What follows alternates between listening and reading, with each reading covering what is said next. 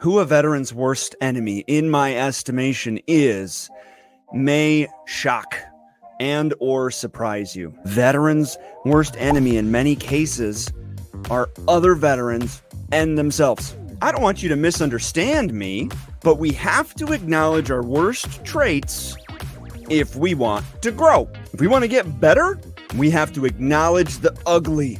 Veterans are cannibals. These are the same people that have your back downrange, would take a bullet for you, that you know are there for you. They can be your biggest detractors and roadblocks after service. To include that guy or gal in the mirror. I have personally seen veterans backstab, slander, and sabotage other veterans. And it's not everyone. We're not a monolith. We're not all the same. I've been guilty of doing it myself. I've caught myself doing it. It's a waste of energy. But if a veteran gets any sort of attention, I've seen veterans succeed. They get some accolades, some success, some accomplishments, and all the haters come out of the woodwork and they just start attacking. I've seen it happen. Another problem amongst the veteran community is the vet police, the ones that determine to what degree or extent you are a veteran. If you are active duty, you're above Guard Reserve. If you deployed, you're above active duty who didn't. If you're a combat veteran, you're above deployed folks who didn't get into combat and above, like there's a hierarchy to these people. They will say like, well, your opinion doesn't matter about veterans issues because you didn't experience XYZ. So, I mean, there's all these parts to this big machine that all matter. I'm sure a lot of people would have fought if they needed to, but they weren't called to serve in that fashion. That doesn't make their service any less valuable. Veterans will eat each other alive trying to be the vet police, especially if they get in an argument about something unrelated, something political. Oh, you like presidential candidate A? Well, you're a dummy. I like presidential candidate B. Your veteran opinion doesn't matter because you weren't in combat. The other issue with other veterans is you'll see a lot of people in veteran serving organizations battling behind the scenes, running their mouths about other veteran serving organizations because not only are they fighting for attention, but they're also fighting for funding.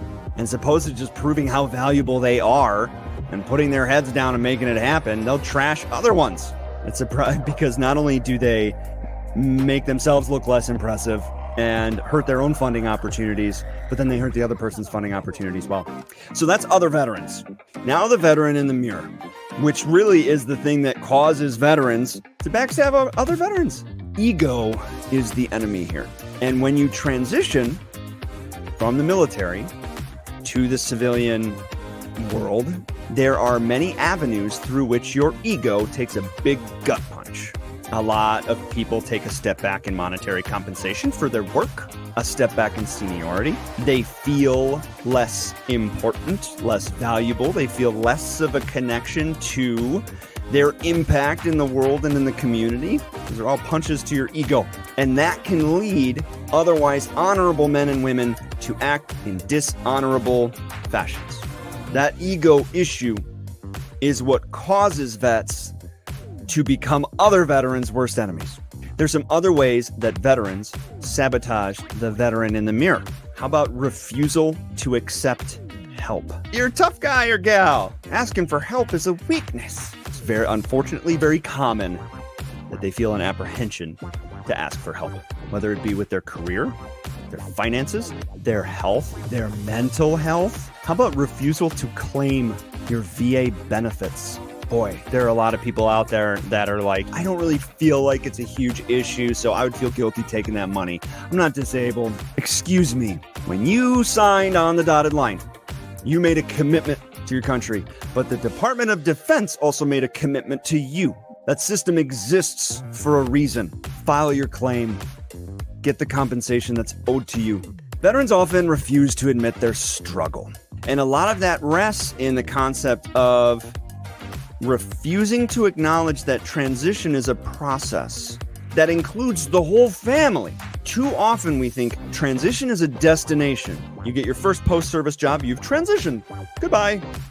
You're good. It's not just employment. Employment is a piece of the puzzle. Every avenue of your life changes. So we have to forfeit our ego.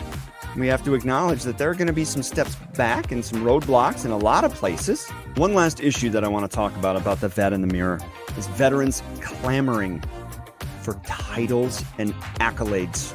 They want to be a C-suite something. They want to be a director of something. And it has a lot to do with a hangover from the military culture.